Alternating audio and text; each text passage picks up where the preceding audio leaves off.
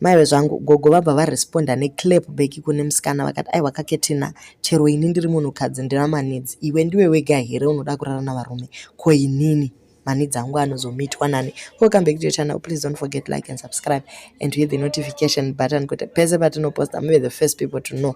So that was her response vakati aiwaka chimbondirega waida kuita mabasa ayawoga and Chris anotofunga kuti ndini ndakaputsa musha wake. Ndiyanokaona munhu anoti gogo kuna mai vake kusakwana kwauinako unoda kuti iwe uramba uchinzi uri mwana mudiki nekuti iwe ndiwe unoda kukwirwa wega.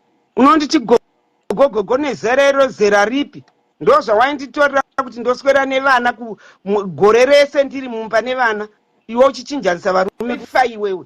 Unonditi gogo ndiri gogo vako inini ukanzi ndanotora gogo wako osvikotora inini just because unoda kuhura nevanhu vese vese